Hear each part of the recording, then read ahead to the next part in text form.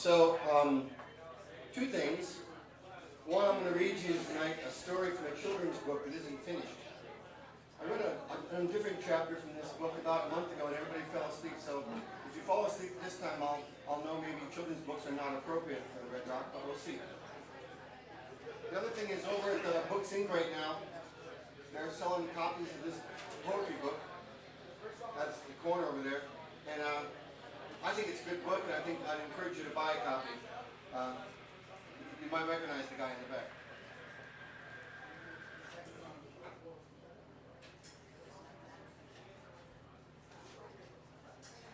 So this book is called Why Not? It's about an 8-year-old girl and a 9-year-old boy who live in Wales on the River Wye. And they live in a small town. They go out and have adventures together. This is chapter 3 called Pirates. Zoe and Horace sat in Horace's backyard under the great oak tree. It wasn't called great because it was great to sit under on a hot afternoon, although it was. It wasn't called great because it could be used to grate cheese or carrots or anything like that, because it couldn't. It wasn't called great because it had children, and they had children, and they had children. Zoe's mom had told her on several occasions about her great-grandma Jenny, who had 6 children and 12 grandchildren, and lots of great-grandchildren. The second great-grandchild being Zoe herself. No, it was called the Great Oak Tree because it was huge and strong and shady, and it had been growing there since before Horace's house was built. No one knew exactly how old the Great Oak Tree actually was, but Horace's father was pretty sure it was the oldest tree in all of Wynot. They were sitting on a small quilt upon which Zoe had placed a basket of fruit and some cheese and crackers and 2 small cups and saucers into which she poured tea from her pretty antique teapot of her mother's. The kind that with a white glazed body and dark blue pictures around the sides, showing scenes of country people from the old days. The tea was Earl Grey, and it was served with chocolate cookies because she knew how much Horace loved cookies of any sort. She had just poured the tea when Horace said something about pirates. Those were the days, said Horace, of high adventure. No may I please, or if you don't mind, or excuse me. No, sir, a pirate took what he wanted and gave nothing back. Sounds rude, says Zoe. Rude, says Horace. Rude? Why, it wasn't polite or rude. That's just how it was. A pirate sailed the seas, stopping other ships whenever he felt like it, and kept the booty for himself. What's booty? asked Zoe. She was both smart and wise, especially for a girl of her years, but Horace had spent hours and hours of his life reading books that described such things, while Zoe preferred to dance with butterflies. Why, booty is treasure, said Horace. Fancy golden plates and expensive silver forks and knives and fine jewelry and... Jewelry, said Zoe. As I've already made plain, Zoe liked treasure, and she was especially fond of jewelry. She never wore very much of it, but she loved to sit sometimes and try on all the fine bracelets and necklaces and earrings her mom and assorted relatives had given her over the years.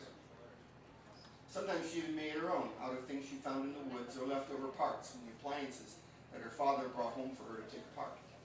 It was colorful, it was creative, and it was fun. Well, what did they do with it? asked Zoe. They pile it up in big oak chests and bury it in faraway places so nobody can ever find it, said Horace. But what if they can't find the treasure? Said Zoe. They were the ones who buried it in the first place, said Horace. But what if they forget where they buried it? said Zoe. They make a treasure map, said Horace. Honestly, it was shocking how little Zoe knew about things like this. But what if someone finds the map? says Zoe. Well, said Horace, exasperated, they don't just leave the map lying around, they hide it real good. But what if they forget where they hid it in the first place? Said Zoe. It was a perfectly reasonable possibility. Zoe, said Horace, with a little bit of a growl in his voice. He had answered his limit of questions for the day and was letting Zoe know it. Zoe knew this, of course, and was perfectly willing to let it go. They were old friends. She decided to try a different tack. Oh, let's be pirates, said Zoe. Great, said Horace. I'll get the sheets. What sheets? asked Zoe, puzzled. I thought pirates just slept in their clothes. The sheets aren't for sleeping, said Horace. Honestly, sometimes Zoe seems so dense. The sheets are for sails. For sale, said Zoe. I don't want to sell any sheets. Sails, said Horace. A pirate ship needs sails. Well, said Zoe, where's the ship? Horace smiled and pointed his finger straight up. There, he said. The great oak tree will be our ship, and my mom's sheets will be the sails. You can't use your mom's sheets, cried Zoe. She'll be furious. I don't. Oh, she'll never know, said Horace. We'll put them back when we're done. She won't miss them for one afternoon. I don't know, said Zoe. Let's get started, said Horace. Together they began packing away the teacups and other things. We'll need 6 sheets, a dozen boards, and lots of rope. Well, the sheets were easy to find. They proceeded to Horace's mom's linen closet, pulled out 6 clean, nicely folded sheets. The boards were a little harder to find. There were a few lying around in the backyard, along the fence, and a few in Zoe's dad's workshop. 2 more, said Horace. They couldn't find them anywhere. At length, they went down to the fence in Horace's backyard and pried two boards from the fence. We're going to get into trouble, said Zoe. We'll put them back when we're done, said Horace. Now all we need is rope. They looked everywhere for rope. Then Zoe had an idea. They went round to the back of her house and untied the rope her mom had used for hanging out the clothes to dry. Not enough, I reckon, said Horace. Not enough, asked Zoe. I reckon, said Horace. So they went around behind Horace's house and untied his mom's clothesline as well. We're going to get into trouble, said Zoe. We'll put it all back when we're done, said Horace. Really, Zoe, stop worrying and help me get all this stuff up the oak tree. They tied the materials in bundles and then climbed up the tree and hauled it up. They used the boards for planks, nailing them in place with a hammer and nails from Zoe's dad's workshop. When they'd established 3 level decks in the boughs of the tree, they set to work tying rope to the corners of the sheets and rigging the ropes over the limbs and down to a central point where they could be tied off. Ready, declared Zoe. Not ready, said Horace. What now? Asked Zoe. We need a pirate flag, said Horace. Horace and Zoe rummaged around in Horace's garage and found an old black tarp. It'll have to do, says Horace.